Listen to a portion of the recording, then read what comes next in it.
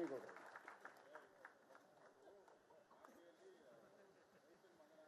ಅಣ್ಣ ನಾನೆಲ್ಲ ಹೇಳಿದ್ದೀನಿ.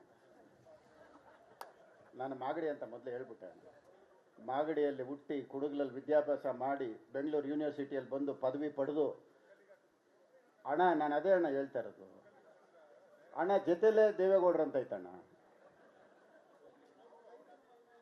ಯಾರು ಅಣ್ಣ ಮಹಾರಾಷ್ಟ್ರದಲ್ಲಿ ಹುಟ್ಟುಬಿಟ್ಟು ಬೆಳಗಾಮಿಗೆ ಬಂದ್ಬಿಟ್ಟು ಬೆಳಗಾಮಿಂದ ಬೆಂಗಳೂರಿಗೆ ಬಂದು ಗೌಡ ಅಂತ ಇಟ್ಕೊಂಡ್ಬಿಟ್ರೆ ದಡ್ರಿದ್ದಾರೆ ಅಣ್ಣ. ಇಲ್ಲಿ ಯಾರನ್ನ ಕೇಳಿಸ್ಕೊಳ್ಳೋಕ್ಕೆ ಯಾರು ದಡ್ರಿಲ್ಲ ಅಣ್ಣ. ಯಾರು ದಡ್ರಿಲ್ಲ. ಬೆಂಗಳೂರು ನಾಡಪ್ರಭು ಕೆಂಪೇಗೌಡರು ಬೆಂಗಳೂರು ಕಟ್ಟಾಗ ಸ್ಪಷ್ಟವಾಗಿ ಎಲ್ಲಾನು ಕಲ್ಸ್ಕೊಟ್ಬಿಟ್ಟೆ ಇಲ್ಲಿ ಬೆಂಗಳೂರು ಕಟ್ಟಿರೋದು. ಹಂಗಾಗಿ ಇಲ್ಲೇ ನಾವೇನು ಯಾರಿಗೇನು ಹೇಳ್ಬೇಕಾಗಿಲ್ಲ. ಅದಕ್ಕೆ ನಾನು ನಿಮ್ಗೆ ಹೇಳೋದು ಒಂದೇ ಮಾತು, ಆ ದೇವೇಗೌಡರು ಕೊಡೋ ಓಟು ಈ ದೇವೇಗೌಡರಿಗೆ ಬಂದು ಸೇರುತ್ತೆ. ಯಾರು ಕೊಡೋ ಓಟು ಯಾರಿಗೆ? ಆ ಓಟ್ ಎಲ್ಲಿಗೆ ಬಂದು ಸೇರುತ್ತೆ? ಸಾಕಲ್ಲ? ಹೆಚ್ಚಿಗೆ ಏನು ಹೇಳೋದು ಬೇಡ ಅಲ್ಲ? ನಿಮ್ಮೆಲ್ಲರ ಒಂದು ಓಟು ದಯವಿಟ್ಟು ನಮ್ಮ ಜೊತೆಯಲ್ಲಿರ್ತಕ್ಕಂಥವ್ರು, ನಮ್ಮ ಕೈಗೆ ಸಿಗೋಂಥವ್ರು, ಭೂ ಕಬಳಿಕೆಗೆ ಬರದೇ ಇರೋಂಥವ್ರು, ವ್ಯಾಪಾರ ಮಾಡದೇ ಇರೋಂಥವ್ರು, ನ್ಯಾಯಯುತವಾಗಿ ಜನಸೇವೆ ಮಾಡೋಂಥವ್ರಿಗೆ ನಮ್ಮ ಓಟ್ ಕೊಟ್ಟರೆ ಅದು ಜನಸೇವೆಗೋಸ್ಕರ ಉಪಯೋಗ ಆಗುತ್ತೆ. ದಯವಿಟ್ಟು ಈ ನಮ್ಮ ಆ ದೇವೇಗೌಡರಿಗೆ ಒಂದು ಓಟ್ ಕೊಟ್ಟು ನಾವೆಲ್ಲರೂ ಒಟ್ಟಿಗೆ ಮೈತ್ರಿ ಅಭ್ಯರ್ಥಿ ಇವ್ರನ್ನ ಗೆಲ್ಲಿಸ್ಕೊಳ್ಳೋಣ. ಎಲ್ರಿಗೂ ಒಳ್ಳೇದಾಗಲಿ. ನಮಸ್ಕಾರ. ಜೈ ಹಿಂದ್, ಜೈ ಕರ್ನಾಟಕ. ಈಗ ಸಮನ್ವಯ ಸಭೆಯನ್ನು ಉದ್ದೇಶಿಸಿ ಕರ್ನಾಟಕ ವಿಧಾನಸಭೆಯಲ್ಲಿ ವಿರೋಧ ಪಕ್ಷದ ನಾಯಕರಾಗಿರ್ತಕ್ಕಂಥವರು ಮತ್ತು ಉಪಮುಖ್ಯಮಂತ್ರಿ ಮಾಜಿ ಉಪಮುಖ್ಯಮಂತ್ರಿ ಇರ್ತಕ್ಕಂತಹ ರೋಚಕರು ತಮ್ಮ ಉದ್ದೇಶ ಮಾತಾಡಬೇಕು ಅಂತ ಕೂತ್ಯ ಮಾಡ್ತೇನೆ.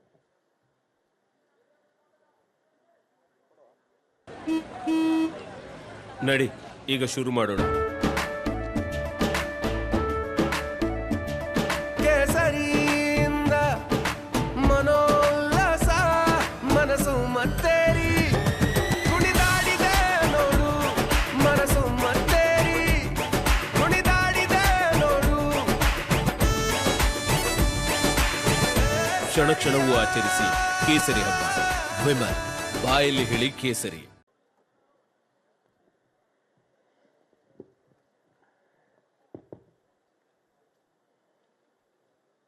ಭಾರತ್ ಮಾತಾ ಕಿ. ಸ್ವಲ್ಪ ಜೋರಾಗಿ ಹೇಳ್ರಪ್ಪ, ಅಭ್ಯಾಸ ಮಾಡೋಣ. ಭಾರತ್ ಮಾತಾ ಕಿ. ನೆನ್ನೆ ಧರ್ಮಸ್ಥಳದಾಗ ಅಲ್ಲೇ ಹೇಳೋರಪ್ಪ. ಯಾರ ಮುಂದೆ? ಸಿದ್ದರಾಮಯ್ಯ ಡಿ ಕೆ ಶಿವಕುಮಾರ್ ಮುಂದೆ ಭಾರತ್ ಮಾತಾ ಕಿ ಜಯ ಅಂತ ಹೇಳವ್ರೆ. ಇಲ್ಲೇನು ಹೇಳಕ್ಕೆ? ಇಲ್ಲೇ ನಾವಿರೋದಲ್ವಾ? ಭಾರತ್ ಜೈ. ಅಲ್ಲಿ ಹೇಳಕ್ಕೆ ಎಷ್ಟು ಧೈರ್ಯ ಇರ್ಬೇಕು ಅವ್ರಿಗೆ. ಇಲ್ಲಿ ನಾವ್ಯಾಕೆ ಭಯ ಬೀಳಬೇಕು? ಬಂಧುಗಳೇ,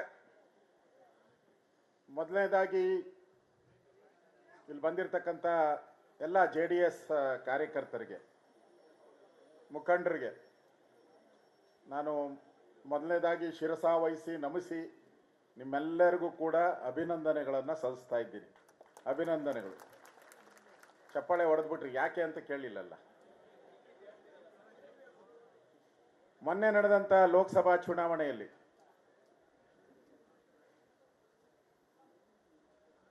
ಹೊಂದಾಣಿಕೆ ಆದಮೇಲೆ ಕೆಲವು ಕಡೆ ಸಂಪರ್ಕದ ಕೊರತೆ ಆಗಿತ್ತು. ಅಷ್ಟಿದ್ರೂ ಕೂಡ ಅದನ್ನ ಮನಸ್ಸಿಗೆ ಹಾಕೊಂಡೆ.